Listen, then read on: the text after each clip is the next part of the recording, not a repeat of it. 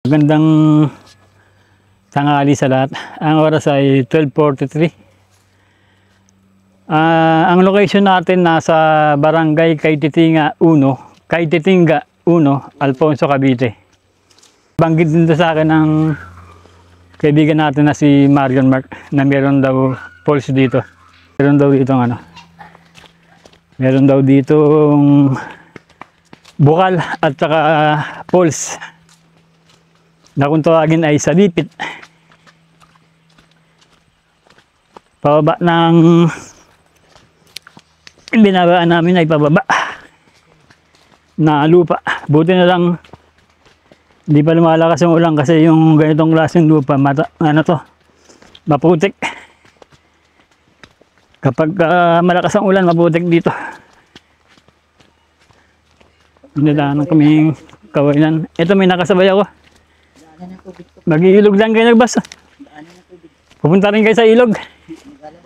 Naglalaba kayo dito. Ito yung mga lokal. Nakasabay natin. Nakasabay tayo yung mga lokal. Maglalaba. So dito po kasi, ano na po yan, paliguan mababa dyan po ng bukal. Dito po sabi lang doon po, isang paliguan na tatalong apat po tayo na taas. Ito mayroon dito ng paliguan pero labahan lang, mababaw lang yan dyan. Hindi dito. May so taas po yun dyan. Dito. Dito tayo. May po, tatalong po yan dyan. Okay, dito kami. Salamat, boss. Ganito na, boss. Daan-daan lang. Medyo mahina na si kuya mo eh. Hinga din eh. Meron dalawang daan. Isang pakaliwa at isang pakanan. Yung pakaliwa ay mababaw lang daw yun. Labaan daw yun ng mga lokal dito. Ito dito kami ay mali pala. Kumaliwa kami. Yung pakanan na daan ay yun yung mababaw. Yun yung yung ginagawang labahan ng mga taga dito. Ito yung daan na papuntang falls, yung kaliwa. Yan. Yan. Ganda ng dinaanan natin. Diba? Ganda. Ito na, yung falls. Walang tao, kami lang. Kami lang din tao dito. Walang naliligo. Bali doon yung labahan, boss. Yung labahan, doon, no? Yung kanina, yung pakaliwa, yung pakanan na daan. Tingnan natin. Yung pakanan na daan, doon yun. Yung, yung... Ito yung falls na Ito yung falls. Ito yung salipit falls.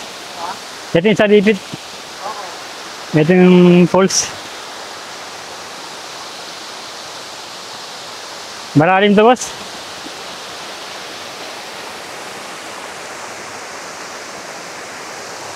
Malalim to. Nakita ko sa ibang mga vlog, malalim to. Nagtatalunan sila dito.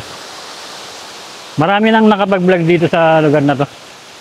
Marami na ako nakita sa YouTube na mga nagba-vlog nito. Gusto ko lang ma-experience din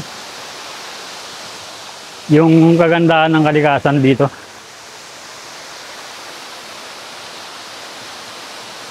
Dito tayo para kitang-kita yung falls. Medyo didistansya na ako dito dahil baka madulas tayo doon. Didistansya na ako. Medyo malayo ako doon sa pinaka-clip. Yun.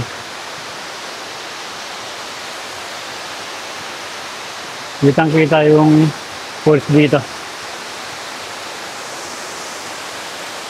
Ganda. Kung babayi-bayin nyo pa, hanggang doon pa yun, no? Ganda pa rin, no?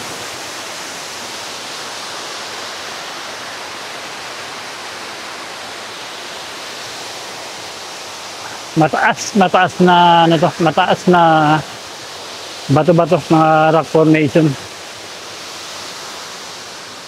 Ayan, bato.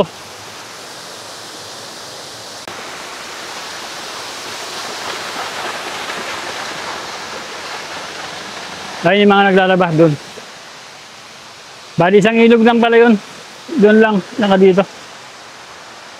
Kahit ka kumaliwa ka o kanan, dito din pala ang babagsakan mo.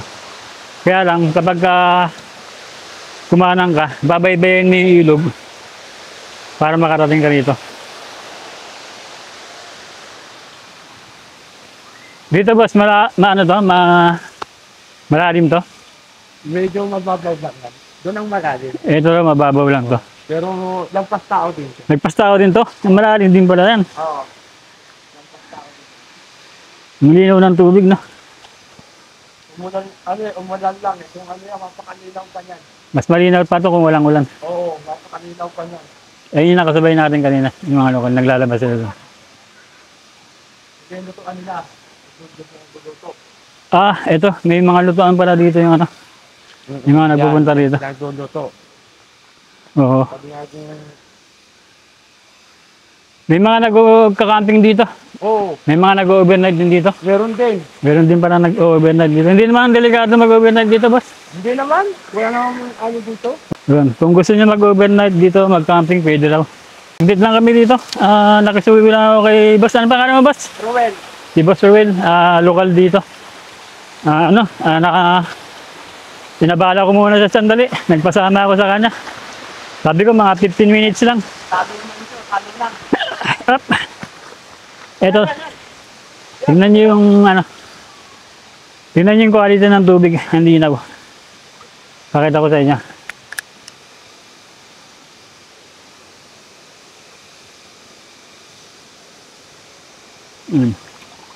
Kaya lang napansin ko dito, kapag ganito talaga ng mga public, ang daming kalat sa paligid. Mga balat ng chichirya, mga bote ng mineral water, nagkalat dito sa paligid. Sayang yung ganda ng kalikasan kung patuloy lang natin na dudumihan. Kaya pag-uusap natin palagi pag dumadagi tayo sa mga ganito na magagandang paliguan, malilinis na ilog. Malilinis na ilog. Yung mga kalat natin, huwag natin iiwan dito. Ang dami ko nakita dito na ano, na mga balat ng chichirya at saka bote ng mineral water. Yun. Ang ganda dito. Sana mapuntahan nyo rin to. Galing yan. Oo, ayaw ko lumapit doon. Nalulula ako. Baka bigla ka mahulog. Diyan. Ano? Then, siguro yung mga lampas, ano yan? Lagpas. Mga 2 tao, ganyan. 2 tao ang ano niya, ang 2 tao ang tao yan. Hindi lang. Kasi tumatalon sila dyan eh. Ang mula po, tumatalon sila doon. Oo. Dito sila tumatalon. Oo, dyan sila tumatalon. Yan, yun, sa puno na yun. O yan, ito. Oo, yan. Yan, malinis na yan. Ang lalakas din ang loob, no? Oo, ayun na, pag sila nagkamali, may bato rin nakausli dyan. Ayun, parang, tatanaw dito, may bato. Kailangan yan, alam nila kung paano tumalon. Yung mga tumatalon dito, kabisado na tong lugar na to. Kailangan yan, mayroong pupunta doon, titingnan ko, malalim mo, babaw. Kasi pag mayroong bato, tumama sila dyan. Oo. Ayun, yung mga dayo, yung mga dadayo dito. Oo, titingnan mo. Wag muna kayo basta-basta tatalon. Basta. Kasi may mga bato pala doon sa, ano, sa ilang bahagi ng ilog. Pero malalim yan. Kahit Oo. kayo. Bago kayo tatalon, eto, sinasabi ko, ang daming karat, oh. Sayang yung ganda ng kalikasan. Dinudumihan lang natin. Yung pag-uusap natin sa mga gustong dumayo dito, mga gustong pumunta dito. Marami naliligo dyan. Maraming pumupunta dito, natsyempuhan lang na Bilang mga walang tao ngayon kasi medyo makulimlim ngayon, parang uulan. Dinaanan ko lang to kasi nandito lang din ako eh. Pumunta kasi ako sa Tius Farm, bumalik ako sa Tius Farm. Nag-vlog ako sa loob ng Tius Farm. Bakit na kami uli?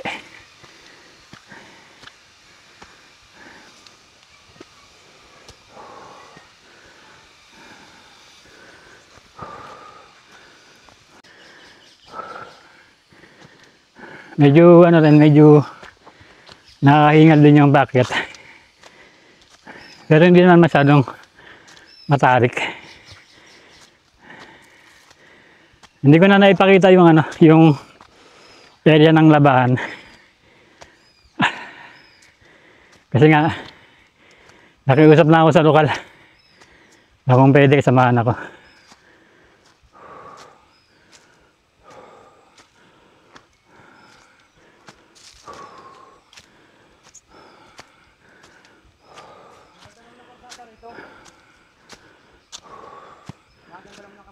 Ah.